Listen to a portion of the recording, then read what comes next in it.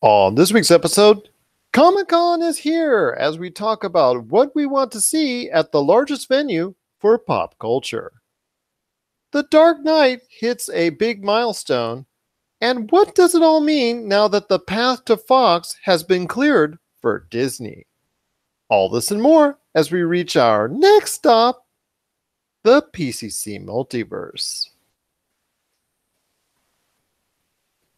We are back, everyone, and we're back strong with another episode of the PCC Multiverse. My name is Gerald Glassford from Pop Culture Cosmos and Game Source. We truly appreciate you listening to all of our shows, but it wouldn't be a PCC Multiverse without my good friend. He is the man behind Humanica Media. You gotta check out all the great things that are going on with them at Humanica Media on YouTube, humanicamedia.com, Humanica Media on Facebook, and so much more. Is my good friend. It is a fellow National University graduate and fellow pop culture junkie right in the middle of Comic-Con. It's Josh Peterson. What's up, man? What's up? What's up? Yeah, just been checking out some of these Comic-Con trailers, and actually, it's not been a whole lot pushed out of there yet. But I'm hoping things will heat up here in the next couple of days, and we'll be able to get some more exciting announcements. So I am stoked about the Gundam thing, but we'll get to that. How you doing, man? I'm doing all right. And to give you everyone, and to let everyone know out there, we will be constantly updating our feed on Facebook and Twitter at Pop Culture Cosmos and at Pop Culture Cosmo on Twitter with the latest news, videos, and so much more from Comic-Con. So you'll get your whole influx of good Comic-Con info right there if you stick along with us. I've seen a few trailers myself. I don't know if you caught the World War II Zombie Fest that's coming from J.J. Abrams and everything at Bad Robot that's coming. I believe it's coming in November. I've also seen the latest Doctor Who trailer featuring the first female Doctor Who, and that looks really promising. Plus, I've seen some other trailers drop as well. So if everyone out there wants to get a chance to check out everything that's going on at Comic-Con, please stop by our sites at Pop Culture Cosmos. But it's going to be a great thing indeed to talk about because we will be talking more about Comic-Con, of course, but we also have Rob McCallum standing by in the Cosmic Crossfire. He's going to be talking about Walmart's latest step into try and undercut. This time it's Amazon and Netflix and all those other streaming outlets with an expansion of their own Vudu and try to become a paid subscription service and compete in that realm later this fall. Rob and I are going to talk about that and where they might go with what they need to do. And hey, real quick, yeah, I actually really love Voodoo. I think that's I'm not going to be part of that conversation, but I'm actually a huge fan of Voodoo. I've gotten a lot of great stuff from them, and the fact that Ultraviolet is connected to Voodoo, and that's what all the digital copies are, just makes it so convenient. I agree with you. They've been a very, very solid thing, but Walmart hasn't paid too much attention to it. But that's changing as they are now really putting their 2 cents in, so to speak, into this service. And now they're making it a full-fledged subscription service and an outlet similar to what we've seen already with Netflix, Amazon, Hulu, and what have you. So Rob and I are going to talk about that here in a sec and elaborate more in detail. But yes, you're right. Voodoo, we actually said nice things before on it, and we only think it can go up from there. Also, we're going to be talking about. We're going to be talking to Douglas Hoibu from Retro City Games. Speaking of Rob, he and I are going to be. He and I had a debate last week, one of our many, in regards to crossplay and also Fortnite on the Nintendo Switch. And to be reminded of it, we just went mano a mano on it, on some differing opinions on it. And Douglas is going to actually settle the score between Rob and I and let us know with a experienced gaming voice his thoughts on crossplay on Sony and all that controversy there, and plus the numbers of Fortnite on Nintendo Switch. He is going to be deciding which of us is right. I'm hoping it's me. But we will have that later in the show. Also, as well, we're going to be talking about the path is now clear for Disney. Comcast has dropped out. What does that mean for us now as fans of all this pop culture and all the other stuff when it comes to the Fox titles? And what Hey, does this all mean? speaking of Yes, Disney, sorry to interrupt. Kingdom Hearts 1.5 and 2.5, those are the first two games, right? that's correct. Yeah, thank you. Sorry, I know that was random. That was random, but hey, what are you going to do? Anything happens right here at the PCC Multiverse. We're going to be talking about that and so much more. But Josh, it's the middle of Comic Con, my friend. Of course. Oh, by the way, how was your Amazon Prime Day? Speaking of the things that you're going to be buying, including the Kingdom Hearts games, how was your day and Amazon Prime Day? Because I know that's something that Rob and I are going to be talking about here in an upcoming episode of the Cosmic Crossfire. I know what Amazon says as far as their numbers were great, better than expected, yada, yada, yada. But we all know about the news that there were some problems initially with a lot of people getting inconvenienced and a lot of things that were either technical glitches, too many people, too many people actually going out and trying to buy the same things. A lot of issues there. Selections still were not at what levels people were satisfied with. What were your thoughts on Amazon Prime Day? Because that's something that leads us off from our Monday show where we talked extensively about Amazon Prime Day. I didn't actually buy anything. I was looking at stuff. I was looking at games and what was that? What else was I looking at?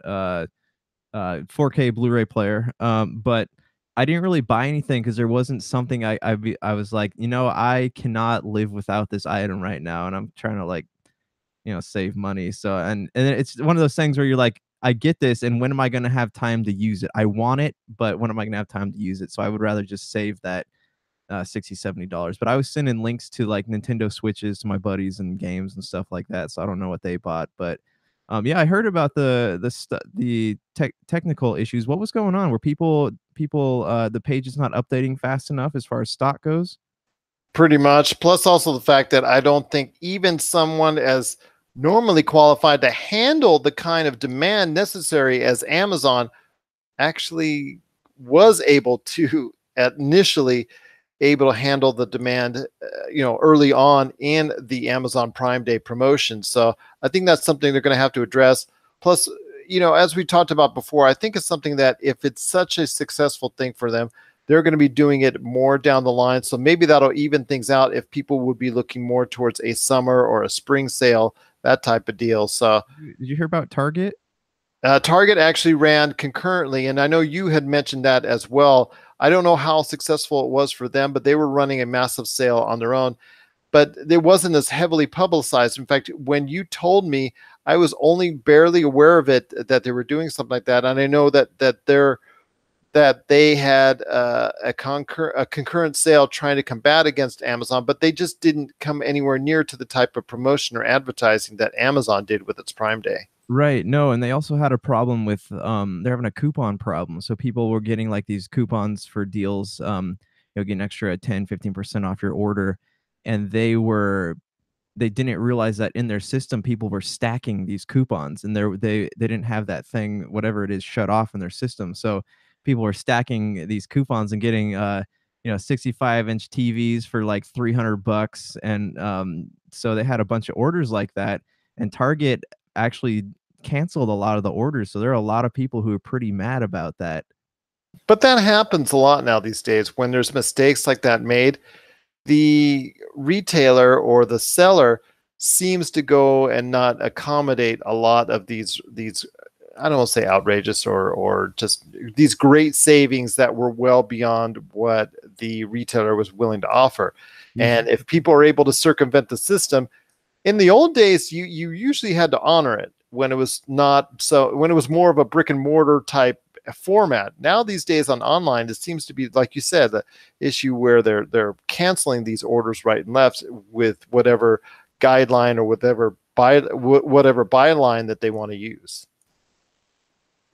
Yeah, it was just it's I don't know, having worked in retail, like I see how angry people get because people more than anything love deals. Like you go in on Black Friday and people will spend, a crap ton of money on stuff they don't need, they won't use. It's just the idea of, paying $30 or $40 less, even more in the case of TVs for an item. And once that it's something they don't need, and it's very materialistic because they don't need it, but the fact that the deal is being taken away from them, they might not even be planning on buying it, but they lose their crap over this stuff. And it's insane, man. Just the mentality of some people when they go out to the store to buy something. Well, that's correct. And people buy it during those times when it comes to Black Friday. A lot of things that they don't necessarily need or want or actually are looking forward to, but when they go there and when they're in that environment, they see all this stuff on the side and supposedly at a great deal. They just can't help themselves. I know I can't when I'm out there, so I'm along with them. So I understand that. Oh yeah, hey, this is on sale too. Oh, I got to get that. So that happens a lot, but it's very sad to see that Target had its own issues when it comes to the stacking coupons and that they weren't going to go ahead and honor it, which is a shame. But I guess they're able to go ahead at this point in time get away with it, along with the problems that had on Amazon. There is no clean system yet when there's a lot of demand for something. There seems to be technical issues or overloaded servers or anything of that nature when it comes to things like this. Once these large entities are able to weed out this process correctly and make it streamlined as much as possible, then hey, yeah, brick and mortar stores like we talked about on the Monday episode could be a thing of the past. Yeah, and like I mentioned before, it's sad. I was talking to my sister about this earlier, how she can't go to Toys R Us to get her kid toys anymore. And you just kind of it sounds to me from like her discussions that people don't want to shop on Amazon for toys for their kids. They would rather go in person. And that's when you're either gonna have to go to Target or you're gonna have to hope that another Toys R Us, or not Toys R Us, but another toy store comes in and takes that spot. That I don't see happening anytime soon. I know we've discussed before that the former CEO of Toys R Us has tried to go ahead and buy existing stores, but that hasn't worked out very well. And seeing the demise of the largest entity known out there as far as specialized toy stores, them failing, I don't think it's a good sign for the toy industry that they will have that type of singular entity, and they're going to have to be a part of Target, Walmart's, Amazon's from this point going forward, in my estimation. Otherwise, any specialized toy seller will probably just be very small and be only in a very select few places. But then again, that's the magic of retail, whether we like it or not, my friend. I know you and I have been part of retail for a long time and a lot of different entities, and we've seen it's a different time than when you and I worked there in that realm, and it just seems like now it's a whole new ball game, and if you're not able to transition into it, you're out of the game entirely. So, but there's more to talk about when it comes to pop culture, and not just buying and deals and all that. There's a lot of stuff going on right now in the movers and shakers at Comic-Con. Man, I'll tell you what, man. Josh, I'll tell you what, man.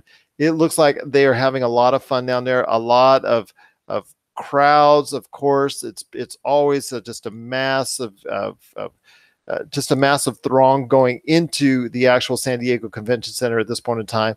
But there's also a lot of stuff going on in the different halls and collectibles and all that. So right now we've talked a little bit about what's going on at Comic-Con and some of the trailers released so far. We've given them updates on where they can go to catch all the news. What are you looking forward to hearing more about in the coming days at Comic-Con? Some of the halls that you're pointing towards. We know there's not a huge presence from Marvel at this point in time, but there are other entities out there that can really get us excited as well. What I really want to hear talked about is the new Hellboy with David Harbour. I know Mike Mignola is going to be at Comic Con. It's weird because the last time I was at Comic Con, probably five, oh, longer than 5 years ago, probably like 6 or 7 years ago, Mike Mignola was just sitting at a booth by himself. He had a line of probably 12 people there wanting his autograph, and now he's just kind of blown up because he's done what a lot of writers do, is he's transitioned from not just writing things but getting into the production side of it for people wanting to make big budget stuff out of his source material. So good for him. I know that they're doing re-releasing some original content in the Manolaverse, which is all tied to Hellboy, and there's some new Hellboy BPRD stuff coming out. I want to say at the end of the month. But yeah, I'm interested in hearing more about what's going on with that movie because we know that it has a January or February 2019 release date. But other than that, we don't really know much about it. Are they going to pull an Aquaman and not show us a trailer till like 3 months before, or how? What's going on with that? That's what I'm interested in seeing. As far as like Marvel stuff goes, like after that tease last year of Infinity War, and we didn't get to see the actual trailer for like what a year and a half. Like I don't really care that much.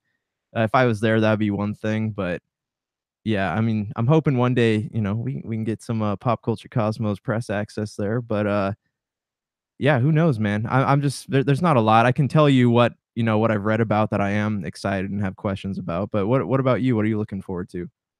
Well, I thought it was really cool to know that Star Wars: The Clone Wars is going to be on for an additional year when the Disney streaming service comes up and running, that they've actually go ahead and extended its life. That was kind of nice to see, and a kind of a nice nod to something that was done really well within the Star Wars universe, and that it,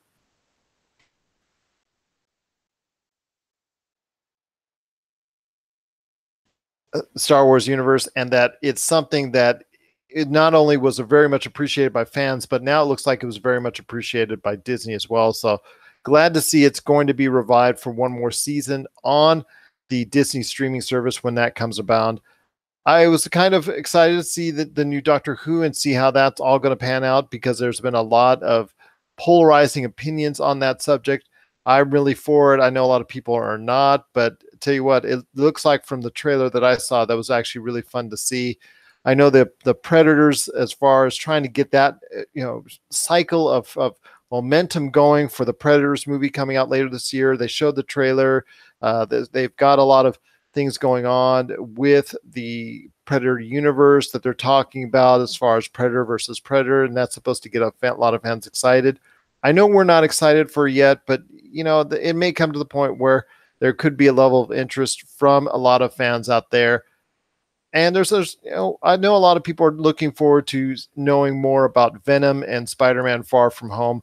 That's something I think a lot of people are pointing to because of the fact that it's pretty much the only kind of like Marvel presence that's out there, especially because Spider-Man Far From Home is being filmed. And I know they're going to talk a little bit about that at one of the panels coming up this weekend. So that's some of the things that we're looking forward to. Is there anything else out there that when it comes to Comic-Con that you're looking forward to? Because for you are a veteran of the Comic-Con scene. And it's funny because I have not been there yet. I would be very excited if I could go. We're the exact opposite. When it comes to E3, that first E3, you were there, you're like, ah. And I know if I was to go Comic-Con that first year, I'd be like in awe myself. It's just, oh my gosh, this is so fantastic.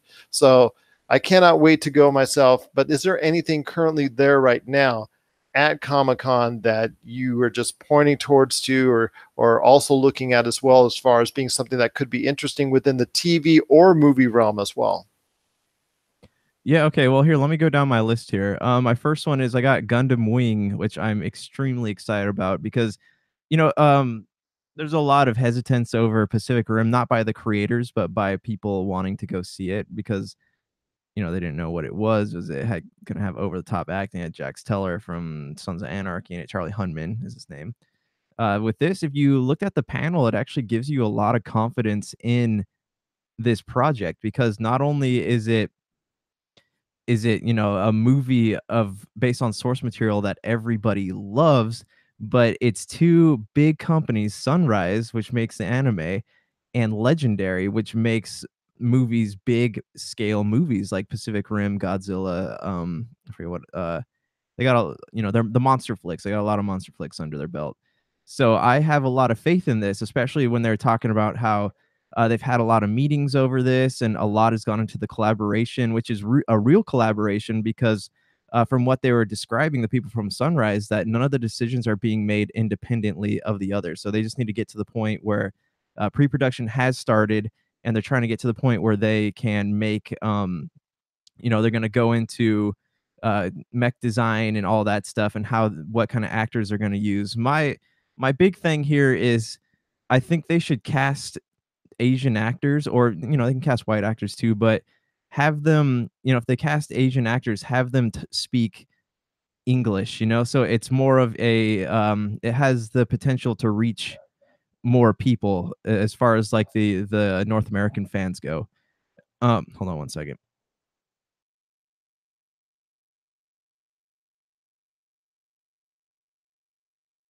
Sorry, my dog like barks at the air conditioner every time it comes on.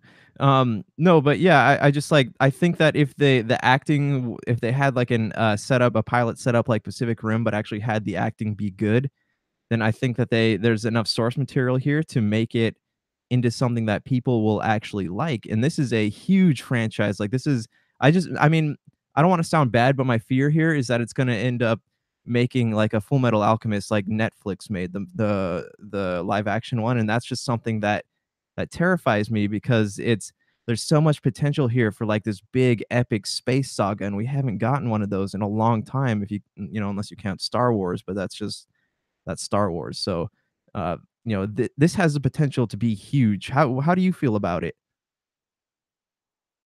I like the concept, and I agree with you. It does have the potential to be huge, although there is a little bit of bad taste coming out of the mouths of a lot of people when it comes to the Pacific Rim series after what happened with the previous installment earlier this year, where it actually didn't perform so well.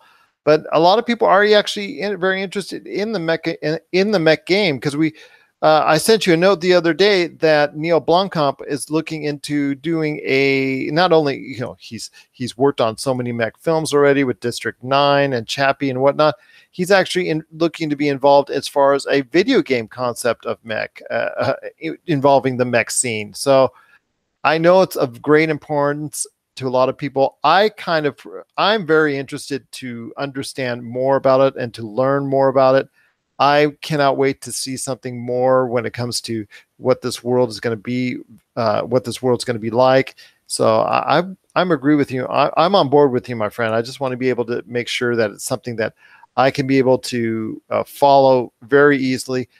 If they do localization for English, like you said, with using Asian actors, but speaking, doing a run through as far as doing a version in Japanese and doing a version for English audiences, that would be great too. I wouldn't have any problem with that at all. I wouldn't have a problem with that at all as well. Yeah, no, I mean, it's getting made, and that's what's cool about it. But I just hope that the problem with these anime to live action movies is that they are still very anime, and that just doesn't translate well to, with a lot of moviegoers. Yeah, they might do well in Japan or across the seas, but here is also a very important market, and I think that this is actually a chance to get a lot of people into the universe that is Gundam, which is now a very huge thing. So, uh, I'm hopeful for it. I'm very hopeful. My next thing on my list here is I got Disney's bringing back Star Wars Clone Wars. My question to you is, where do you think this is going to take place on the timeline? Because we already have the Star Wars Rebels, which takes place following Clone Wars, and this one shows Ahsoka's back. So, where do you think this is going to take place? Or think they're going to try to squeeze it into already developed points? I don't think they have much of a choice. I think they have to. I think they have to go ahead and squeeze it in somewhere within already the familiar or already realized timeline. I just don't think they're going to be able to avoid that type of scenario, especially if they're going to try and make a full season out of it and not just a one time, not just a one off. Yeah, yeah. I mean, I was curious that they or wondering why they brought it back because like the lost episodes were such a huge deal to the fans, and it just how. Well, the reason why they're bringing it back is because they can get more people that are interested in the product into the Disney streaming service itself. They're just trying to make sure you have a buy-in for it. Oh, I didn't think about it like that. Well, speaking of streaming services, DC talked about their streaming service. One-stop shop for all TV shows, movies, and comics, but get this, it's $75 a year. What? Okay, so if you look at this, okay, let's do, a membership to Dark Horse Comics or Marvel. That's I think it's 12.99 a year for both of those.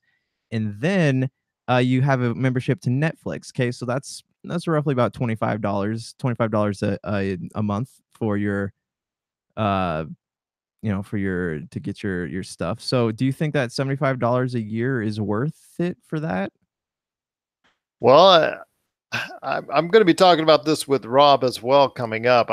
I know he and I are pretty much along the lines of you got to pick and choose. But at this point, isn't it becoming like isn't becoming like cable all over again, where you've got have to, if you want all these things, you're going to have to pay separately for all these things, and if you buy all these things, then it's going to add up to like 40, 50, 60, $70, 80, $100, like almost like having a cable bill all over again.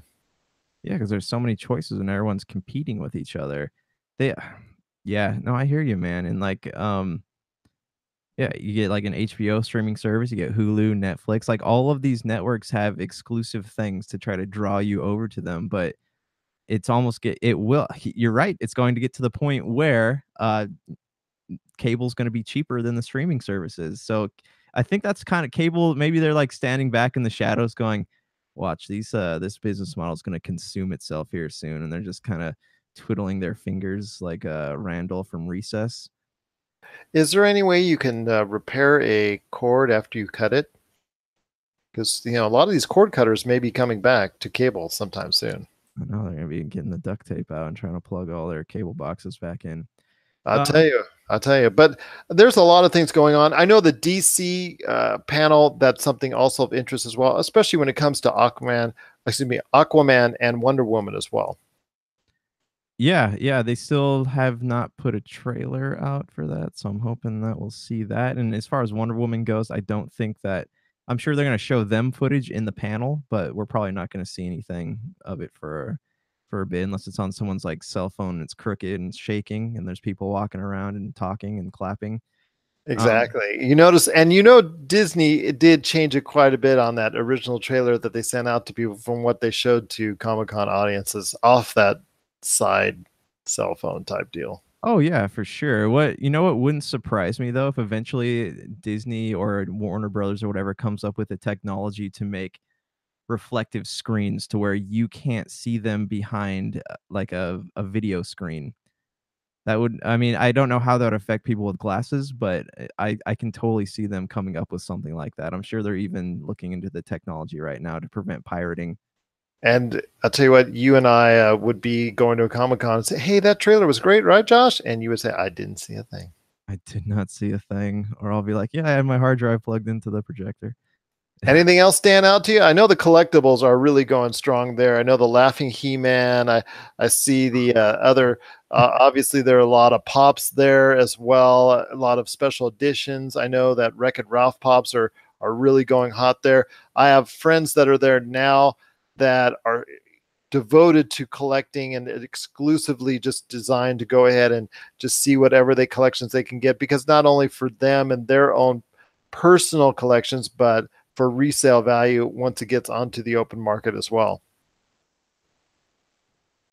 Yeah, I never really got into, like, I have a few Pop Funko toys up here, but yeah, I mean, I do like collectibles, but I just haven't like been so much into them that I'm willing to go out and get super crazy over it, because I got my money tied into enough things right now. But maybe one day I can get more into the market. I used to when I was a kid, my parents used to send me into like toys because they like the Star Wars toys, and so they still have a bunch still in the wrappers. So they would send me into like Toys R Us at 5 in the morning, and I'd be racing like older, overweight people to get to the Star Wars aisle to get the best whatever the new line of figures is.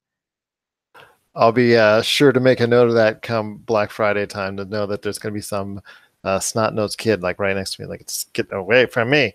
Get, Yeah. no, that's mine. That's mine." I'm telling you, man, stretching is very important before. Yeah, If you flail your listen. arms around and don't look at where they're going and you hit a child, it's all fair game because you can just say you didn't see them. Fair enough. Fair enough. One more thing I do wanna talk about, Teen Titans, trailer looks super dark and gritty. I'm wondering if Cyborg is Well, gonna you be in can't it. say Teen Titans. It's only Titans, correct? Oh, Titans, yeah.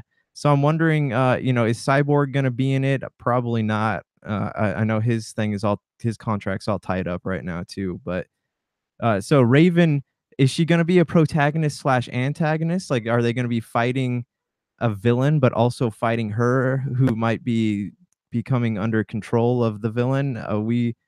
I like that idea. You don't know, is she good? Is she bad? And I like the idea of her having such a prominent role because she was always such an interesting character to me. Um, And then Robin, of course, is there, and looks like he's gonna be. It looks like it's gonna be centralized all around him. yeah, and I love that opening line where it's Batman goes, "F Batman."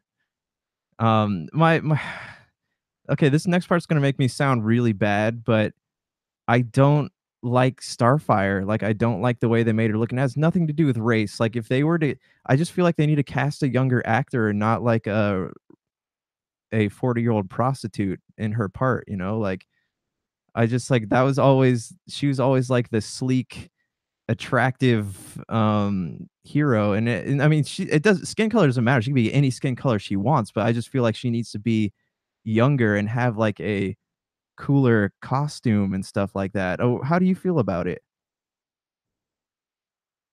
I'm not exactly as I'm not as negative as you on it. I don't mind a bit. I just think if it just comes down to, for me, a lot about the role itself, and is the actress going to be able to carry off the role admirably, and is there going to be enough good story and good plot around it? To me, it doesn't bother me at all. Okay, I mean, yeah, and like I could be proven wrong when the show comes out. I'm sure I'll be able to see it in some form, but you just look at Starfire in the comic books, and she does not look anything like that. So that's what's kind of got me concerned a little bit. But yeah, I mean, I think that pretty much wraps it up for my Comic Con interest at the moment. But there is going to be a lot of things to discuss when it comes to the Monday show about what's going on this weekend at Comic-Con.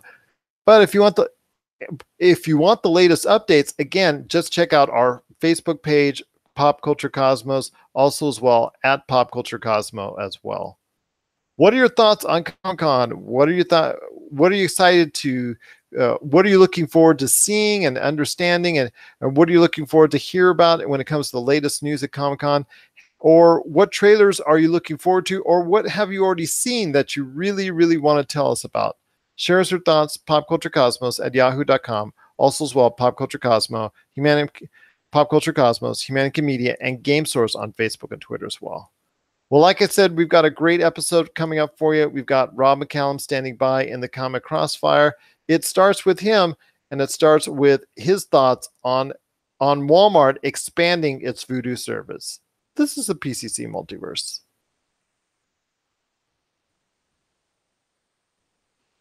And we're back with the PCC Multiverse. It's Gerald coming right back at you here.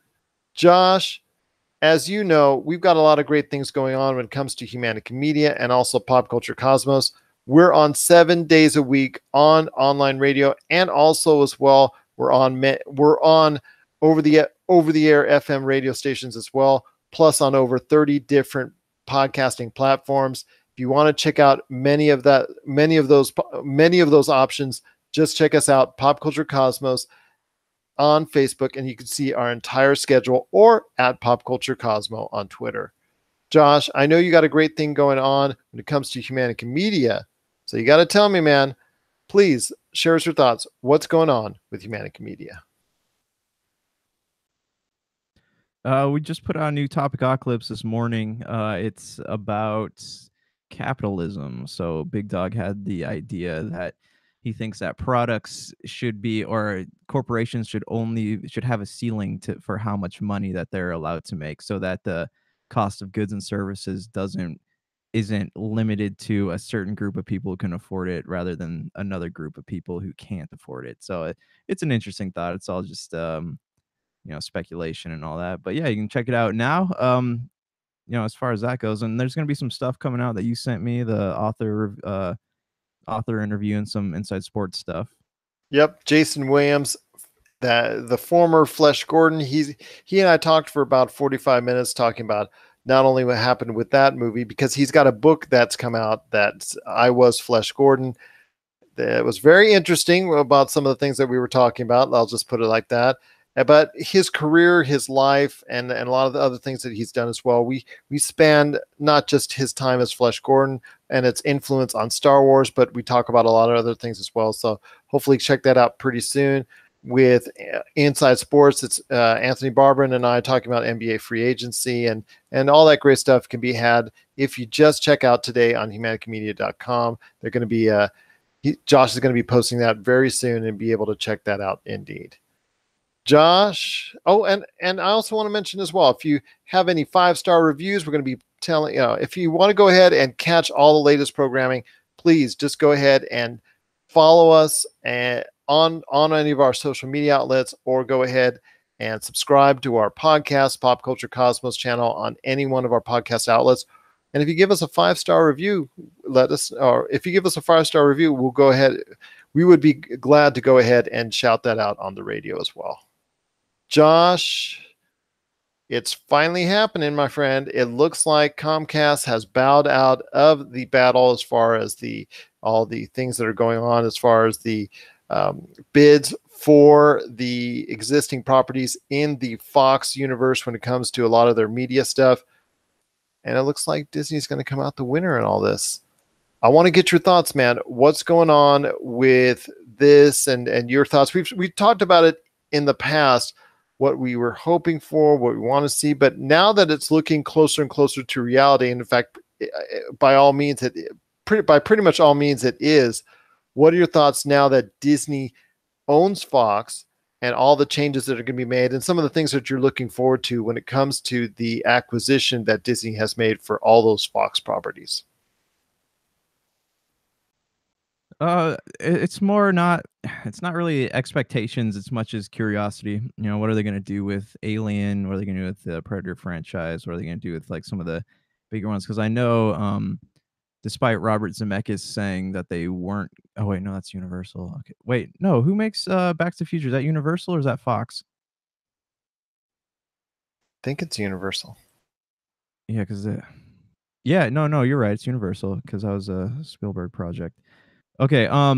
Yeah, no, I'm curious what they're gonna do with a lot of these old things. Die Hard, that's another one. What are they gonna do with those properties? Like, I really hope they don't lie dormant, because their future is really in question after some of the last entries that came out of these movies. But people like them still, and I think they're capable of being turned around in the right hands. And obviously there's curiosity to what's going to play out with the X-Men universe, because we have the last New Mutants coming out in 2019 sometime, I want to say.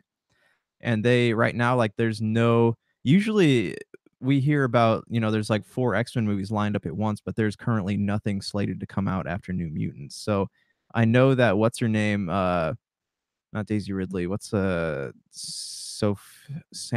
Sansa Stark in Game of Thrones? What's her name? I'm having a brain fart right now. But she said she wants to enter the Marvel universe, and she has thoughts on how to do it. So I know Kevin Feige claims to have a plan. What's going to happen? How's this going to happen? How soon is it going to happen? Are we going to get some end credit scenes that kind of hint at somebody being brought back? Is Hugh Jackman going to give us what we want? Deadpool, what's going on with all of our favorite characters here? How's that going to play out? How soon can we expect it to happen? Those are the big questions I got. What are your thoughts on this whole thing? It's Sophie Turner, by the way.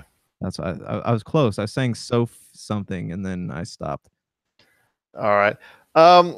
I will just say this. I'm excited to see this finally materialize. And, Fox did not want to sell the Marvel properties by themselves. And at least they didn't want to sell them off to Disney. So looks like that Disney had to go ahead, in order to grab what they really, really, really wanted.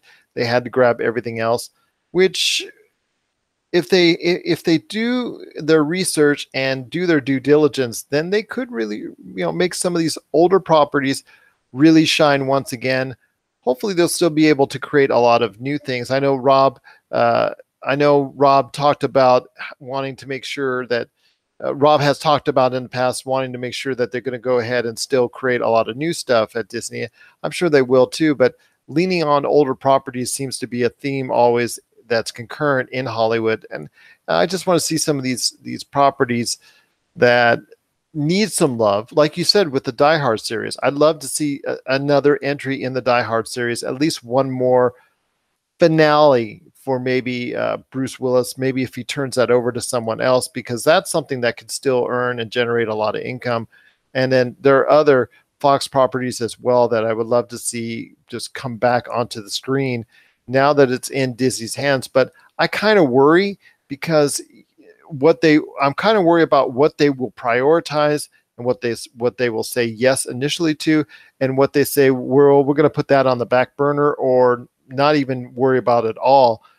Because I told you on our last episode, I was still pretty upset that Indiana Jones 5 is just not a higher priority with them, and it has not been, and it's been delayed even to 2021, which makes it to me even worse. So I'm just kind of keeping a wary eye on what's going on with this whole thing now that it looks like it's going to come to fruition, and that Disney does have these Fox properties and is going to be able to do the right thing with it.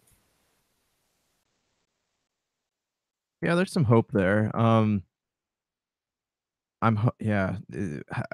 It just seems like they have a lot of franchises that if they don't do something with quick, like sooner rather than later, the people who are into them are going to not really I don't want to say not be wrong because that's morbid, but like they're not going to be as excited about movies as they used to. They have a generation of people that's slowly fading out of the pop culture scene. So they need to get on that, or else it's a lot of not fading out of the pop culture scene. I guess younger kids coming up don't care about the movies. I guess that was apparent in Blade Runner, which was a freaking excellent movie. Yes, it was. Yeah. Brian Kane, you're wrong if you're listening to this, PhD. Yeah, no, there's just younger kids just aren't interested. Like I think the RoboCop movie, like I said, I don't think it's gonna do so hot. Die Hard, Expendables was another one that everyone thought was gonna be real cool, and people went to see it just for like its B grade action stuff. But even nostalgia, not nostalgia, but like ridiculousness proved to not be enough to keep that franchise afloat. So they got to act on some of this now, and like I would even go as far as to say rebooting it, but then again I would want them to close off some of these like arcs that they have going on before they did something like that.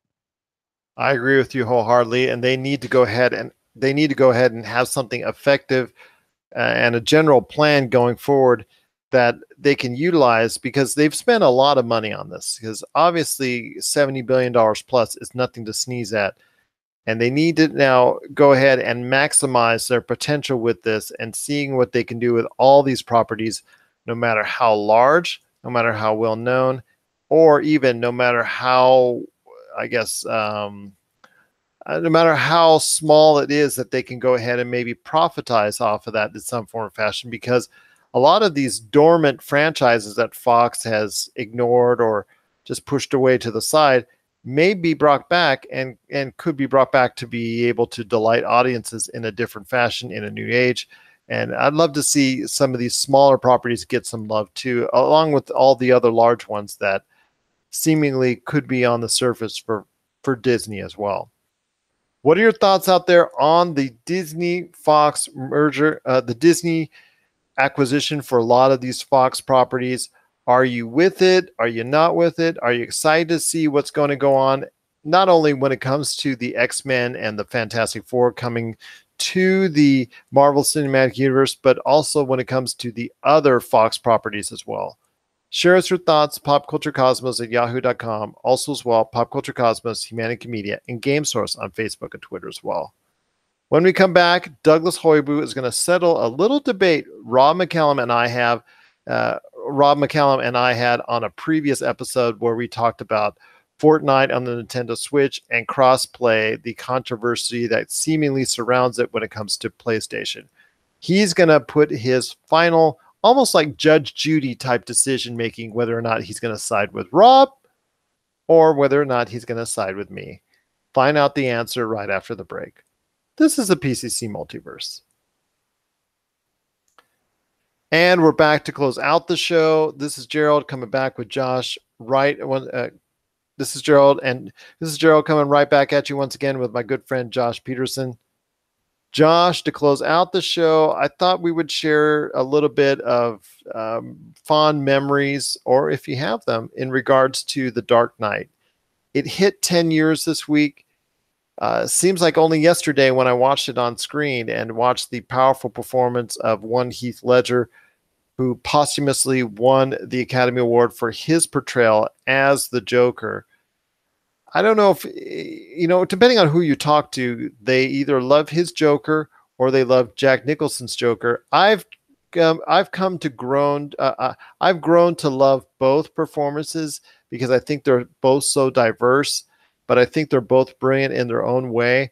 And to me, not only the fact that it was such a great performance that literally stole the show, but also the fact that it's a really solid movie with a lot of interesting themes and a good performance by Christian Bale as well.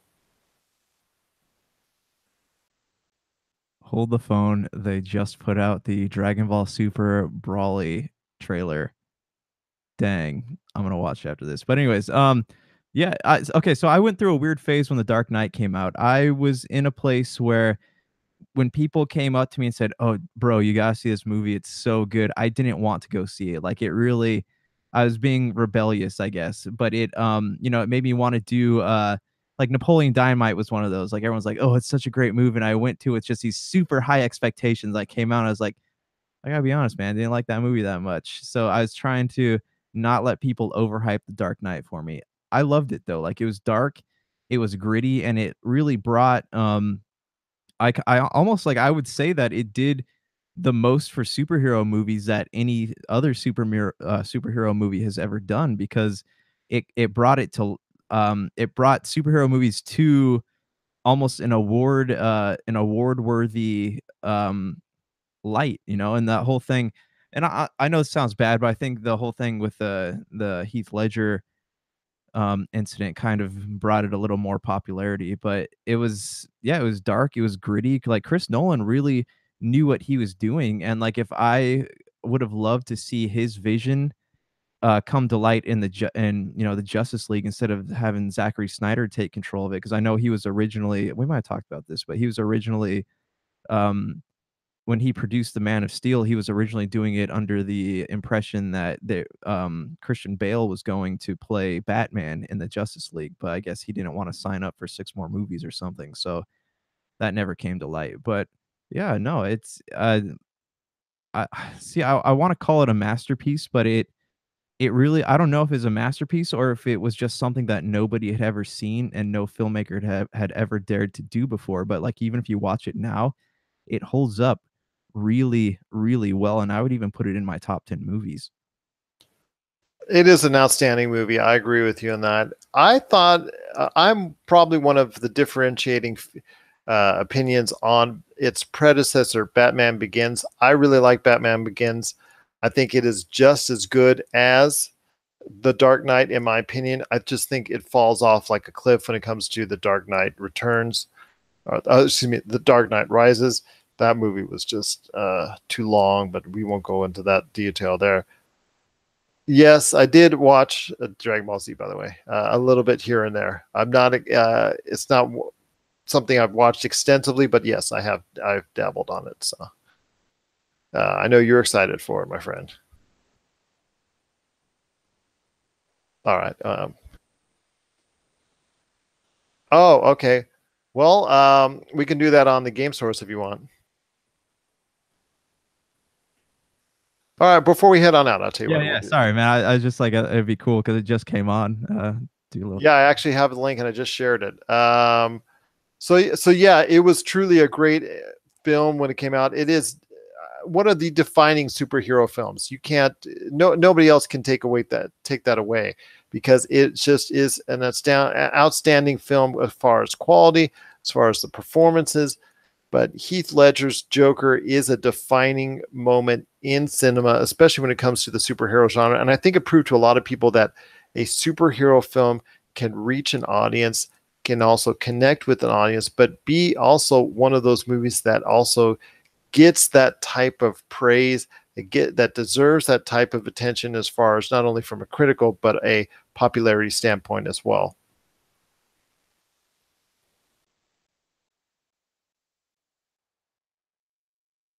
Oh, sorry. Yeah, no, it's the thing that disappoints me is that it was they kind of with that movie, and I knew they were making a third one. And I was super excited about The Dark Knight Rises, but I just knew that nothing was ever going to top that movie. Like that was the high point. And even if they were to have tied that into the DCU, it would still be nothing that they make would ever come close to fitting into that world, not fitting into the world, but like nothing they make would be able to top that movie. So that would be the golden standard. And I almost think that success would be even more difficult for them if that were the case. I was just watching the trailer. We'll have that reaction here.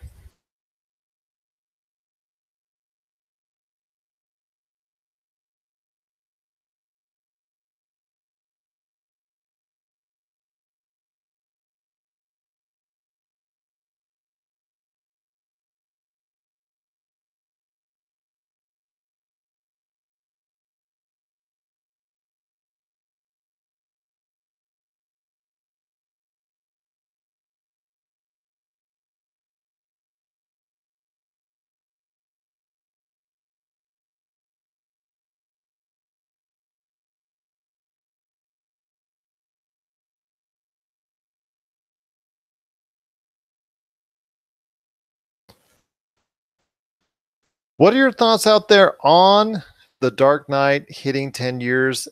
Is it something that you remember fondly as part of the superhero genre and being one of the best films that is in the superhero genre of all time? Do you see it as I guess, a kind of like a message to the DC and Warner Brothers movies these days, as far as trying to get back to the quality of that film and say, hey, you need to look back at your past before you go ahead with your future, and really trying to hone in on what it's all about? Because at one point in time with The Dark Knight, it was really something special. Share us your thoughts, popculturecosmos@yahoo.com. Also as well, Pop Culture Cosmos, Humanity Media, and Game Source on Facebook and Twitter as well. So Josh, we're going to give everybody on the Monday show a great update on what's going on what went on with Comic-Con. We're going to have a lot of other stuff to talk about as well when it comes to pop culture.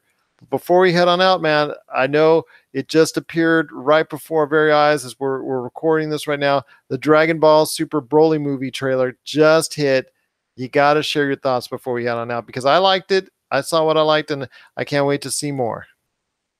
Oh, I'm super excited. Here, the thing with Dragon Ball Super is that I've been trying to watch it as it comes out on Xbox Live, and they got sales going on and stuff. So last week I watched the first season.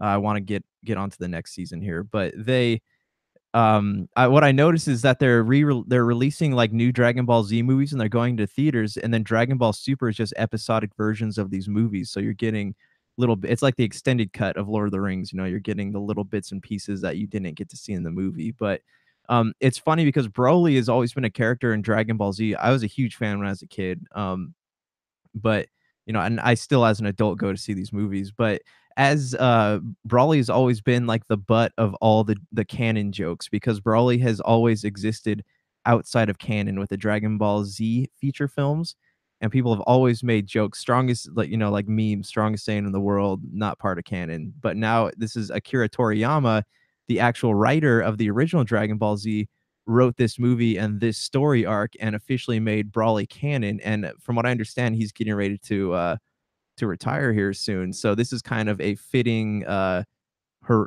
last hurrah for him to make this character that he made so famous so many years ago and bring him into the actual universe that he created. And I am beyond excited to see this. So this is and actually get a backstory about him too, because he was just kind of a dude that appeared, and then they made a clone of him, and then they made a robot of him, and he just never really got. He was just somebody that Goku and Vegeta, Trunks, Goten could just fight for a spectacle. But now we're actually seem to be getting some backstory on him for whatever that's worth in a Dragon Ball show.